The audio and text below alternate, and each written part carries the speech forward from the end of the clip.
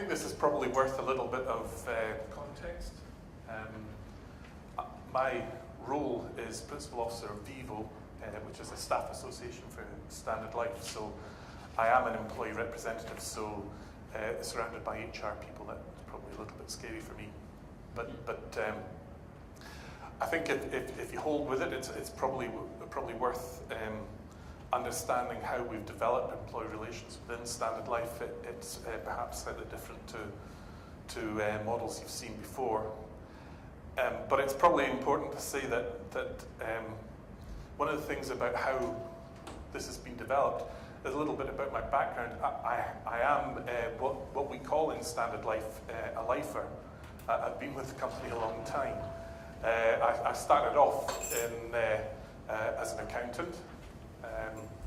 I was okay at sums, not great, but I was okay at sums. I think that the part of my role that interested me the most was always the part that involved people, which is a little bit unusual for an accountant. So I'd always try to find a way to move away from just doing the sums to talking about people instead.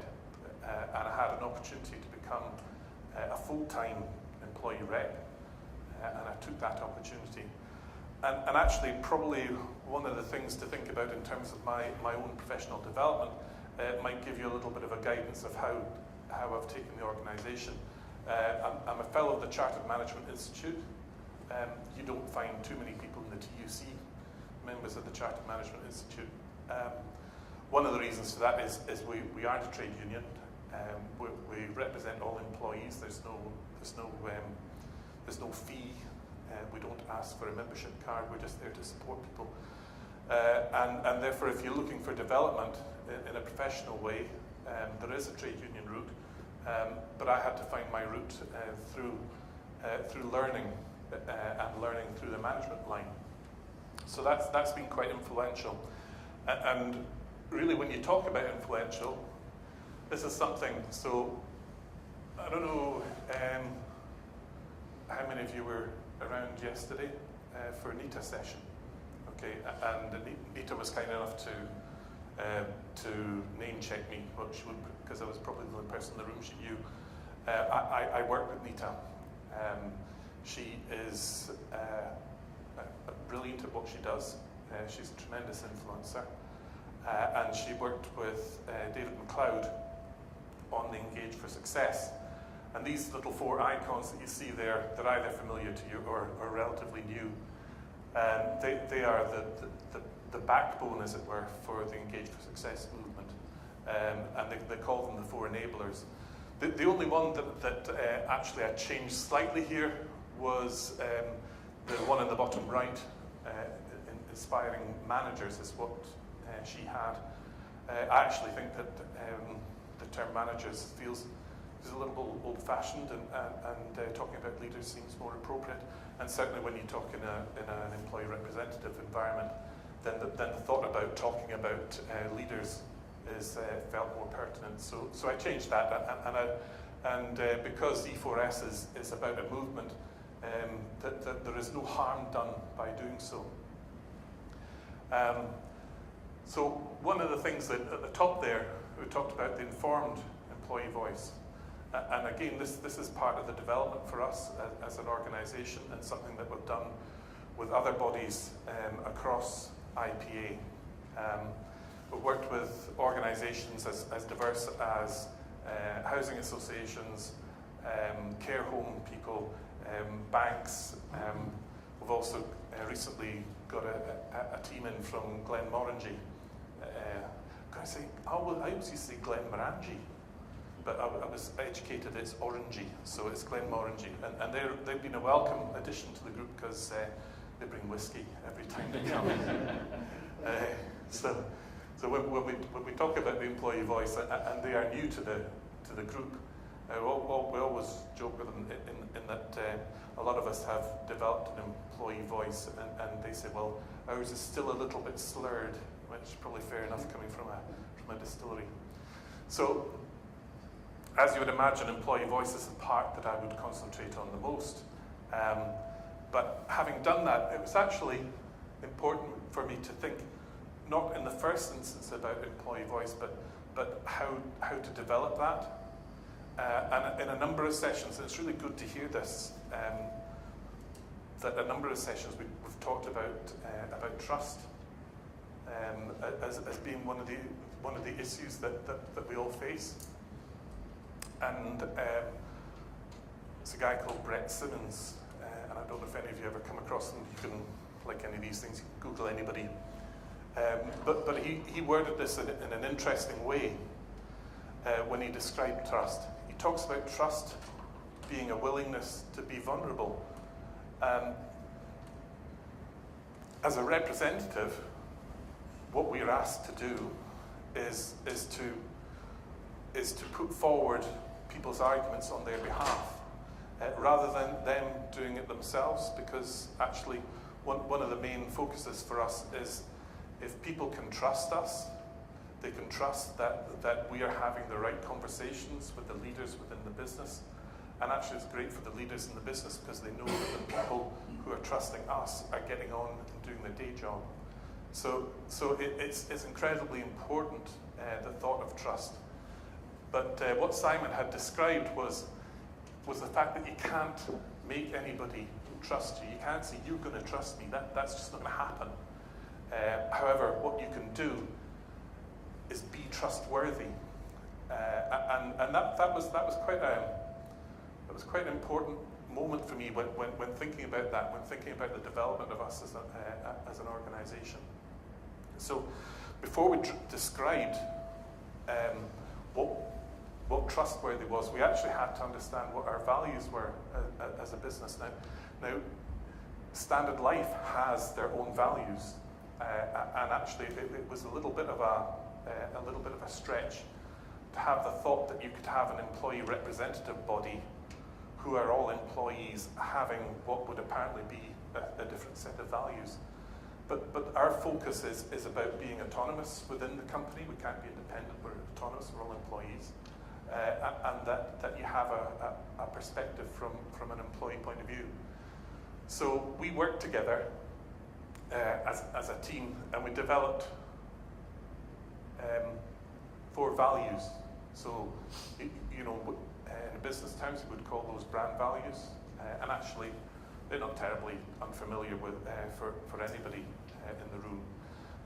We developed the values and the narratives. We described them as our beliefs. And actually, I think as all of us in the room, we understand that having the buy-in from the CEO is incredibly important. And as a representative body, actually, that was the same as well.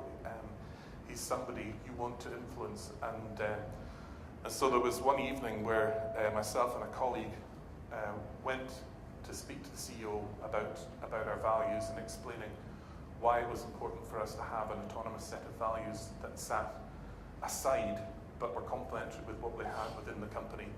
So we did that, and he was a little bit skeptical, but as a concession, because one of the things he said to me, look, you in your list there you have people first. He said, we have a partnership arrangement within the company. If people are first, that means somebody has to be second. And then they say, okay, so that's quite a tough thing to think of. So I conceded, and we removed the word first. I wouldn't change any of the narrative, but we removed the word first because that made him a little more comfortable.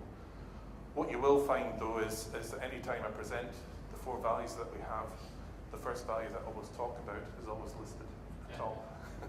So in my own way, I feel I have some small victory.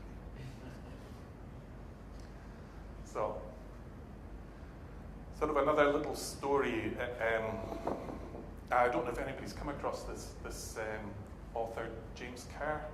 He does write a lot of business books. I hadn't read any of his books. But actually my mother-in-law, who is not renowned for her Christmas present buying, in fact I have some lovely jumpers at home with the labels on, worn once. But she had actually been listening to a Radio Scotland programme, and it was a review of this book by James Kerr called Legacy. Knowing that I was a rugby fan, and that the All Blacks was a team that I admired, she bought me this book. And again, I'm not a prolific reader, but if something grabs me, then I will read it. And I got this book, and I was going down to London, and chose to go down to London by train, and I read half the book going down and half the book coming back up. It was the first time, I think, that I'd ever read a book that was so engaging for me as somebody within business, because it talked about rugby. And actually, it's not a huge surprise, I wouldn't have thought, when you have something like the All Blacks teaching business, because you'll find that other people within sport are writing books. David Brailsford, yeah, he's the cycle man for the UK team. So there's a lot of people who are looking to sport to look for those marginal gains to be better, and that's what this book was about. So the story about this started back in 2004. Anybody who knows anything about rugby will know that there's a tournament go on with really the best teams in the world. It's South Africa, New Zealand, and Australia. They play in the Tri-Nations tournament, and in 2004, the New Zealand All Blacks, the most successful sports team ever, came bottom of that tournament. It's the first time they'd come bottom, and it was a cultural shock. None of them were looking forward to getting off the plane at the other end when they arrived back in Auckland. But their flight was from South Africa to Auckland, and that gave them some time to reflect. And one of the things that they did was that they talked about what they were going to do, because they do talk a lot about legacy. They talk about this thing about leaving the jersey in a better place. And these are all kind of hooks for me, because I love the game, and you always kind of think about this in business. So leave the jersey in a better place. That was a really good hook for me. So some of the senior players spoke with Graham Henry, who was the coach at the time, and they were saying to him, "We're going to have to do something about New Zealand rugby. We can't be the bottom of anything." And so they decided to do a review of rugby in New Zealand. But the first thing they didn't start with wasn't the technical stuff. It wasn't about skirmaging and passing and throwing the ball into the line, those sorts of things. What they talked about first was, what did it mean to be an All Black? What did it mean to be a New Zealander? They talked about culture first of all, very much about culture. Even one part where they considered getting rid of the haka. Is everybody familiar with that? So the dance at the start. So they even considered dropping the haka. Now fortunately, what they did was they retained it. However, they changed the story to reflect the current diversity of New Zealand. So the story, although it's in a Maori language, talks about the Polynesians, the Europeans, and the Maori as part of the New Zealand culture. So these were all things that were really important to me, because the sport was important to me, and how do you integrate that into the business? So you can see from the bit that I talked about first about values and how that links to this legacy, that the part that was most important, and I guess it's subtitled there, 15 lessons in leadership. I don't have 15 lessons up here, but what I've got are a small number of quotes that I guess are interesting from the perspective that they've come from sports people. They've not come from business people. They've not come from some kind of guru in that sense. They are sports people. However, they're very clever sports people, because they do analyse what they do. And they talk a lot about being teachers, and that teachers love to learn, and that was a culture that they wanted to develop in the organisation. They talked about internal benchmarks. Now these are all things that we talk about ourselves. They talk about raising the bar. Now, again, you've got to sort of reflect on, remember, where I come from, I'm an employee representative, so I'm talking about raising the bar for the employee representatives as well, because that's my immediate sphere of control. That's what I want to build up. And the things about uncertainty and confusion. Now, a little bit of an insight of where we are just now in Standard Life. Those of you who are unfamiliar with the company, we call it long-term savings and investment, and we are very good at it. And a lot of that is related around pensions. So if you wanted to change a pension scheme in a company, the last kind of company that you want to do that in is somewhere like Standard Life. But we are going through that. And that's a tough gig for any representative body to help guide people through a change like that. So that goes all the way back to the beginning to about trust.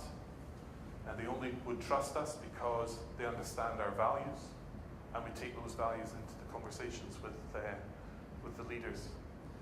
One of the other things that I left on there, it's not because it's a great quote, I just make me smile. It says, aim for the highest clouds so that if you miss it, you hit a lofty mountain. And I thought that was a lovely phrase, unless you're a pilot, which I felt was really an awful phrase to have. But on the assumption that nobody's a pilot here, I think it's reasonable. And talking about mentoring. Now, again, you have to understand a little bit about the structure that we have for the staff association. We have a small team of full-time people. We've got some senior reps and we've got area reps. So actually, there's around about 100 reps across the company, which is a pretty large number. Which is why we have to think about people being mentored into their role.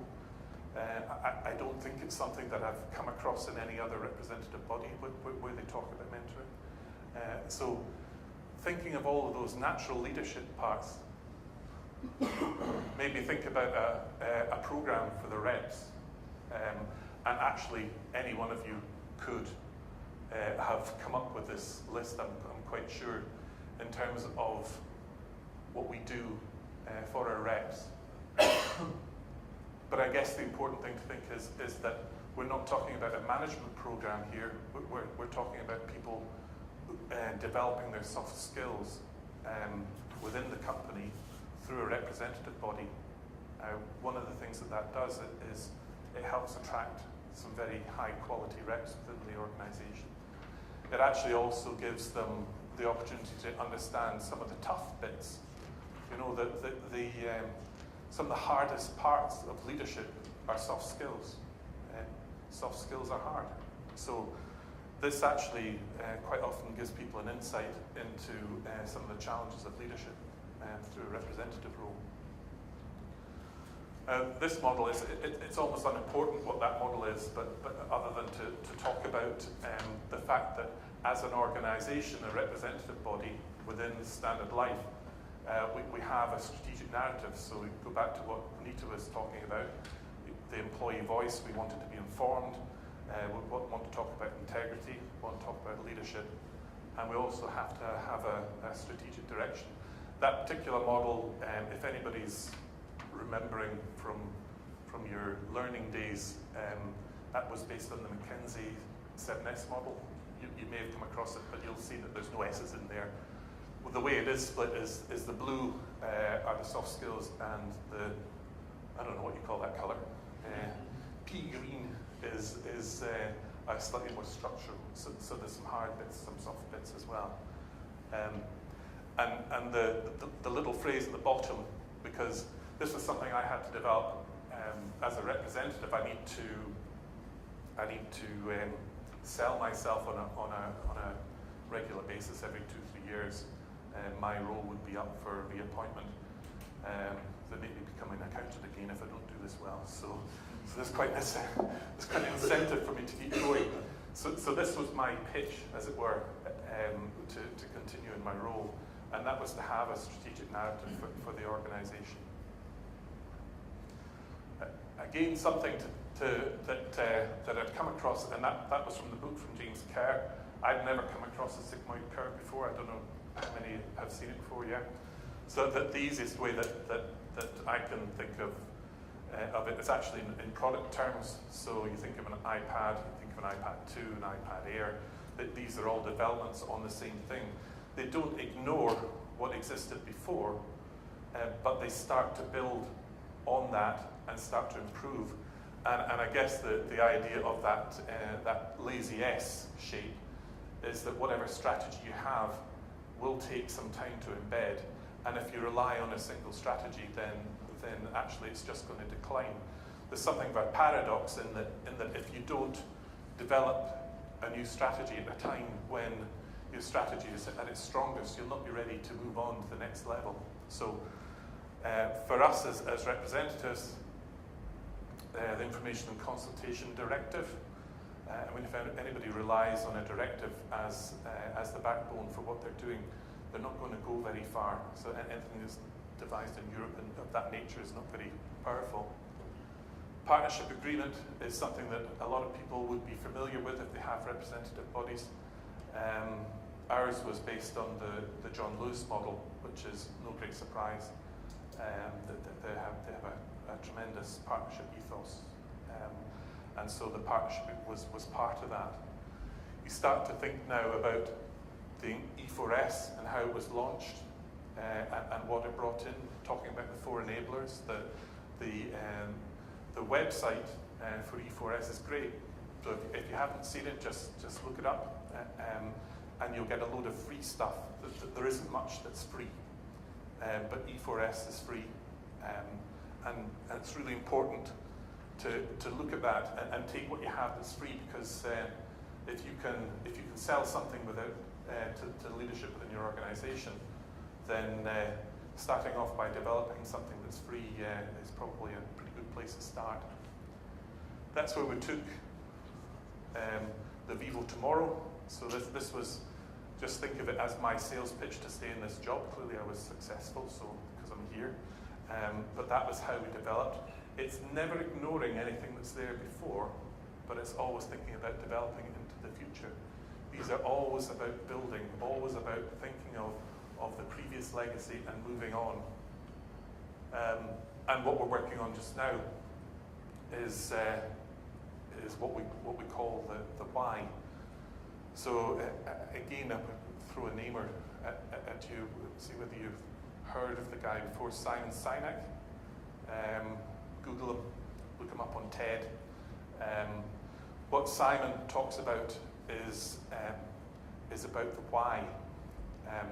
Is there's a lot of people know what they do, they know how they do it, but actually fundamentally right at the center of that, it's why they do it. It is hugely important. So if you have some time, and actually I had to watch it 2 or 3 times to get my head around it. He talks about the Apple model and why Apple works better. It's because they understand why they do what they do. And so from a representative point of view, actually developing why we want to be representatives, what's our core purpose, not how we do it, not the technical stuff, but actually the why we do it. So that's what we're working on just now. And a lot of this is based on what we've learned from E4S, so freely available. What I picked up from James Kerr's book, which I was inspired by purely because I like rugby, and that made me think of a legacy. So I have a small video clip, and I really like it. There's somebody in my team who says it makes me cry, and that's perhaps not an ambition for the end of a talk to have everybody crying at the end, but it's kind of nice. And what they talk about is leaving the jersey in a better place, is how they describe it. What I've tried to say to my reps is every interaction that you have with the business, try and make it as though that you added value. So in a sense, if VIVO in this case is the jersey, that meeting that you left the jersey in a better place. So this is an advert. It's by Adidas. I mean, thinking about having an Adidas advert for New Zealand is quite something, because anybody who know the Canterbury brand, but they actually managed to move New Zealand from Canterbury to Adidas, which is incredible in itself. But part of the reason they were able to do that was this. So Bless them all. that's not me. Bless them all. The long, the short, and the tall. Bless all the boys for the battle ahead. Bless them as into the fray they are led. 'Cause we're saying good luck to them all. The long, the short, and the tall. It's the strength in your heart that will set you apart. So come on, my friends, bless them all. So come on, my friends, bless them all. Yeah. Are you crying? Well, I am, because I'm a Kiwi. Ah, well, you would absolutely. So that's my story. That's how we got to where we are now, and we have a journey to continue to build on that. But it's slightly different as a representative model. Okay, thank you.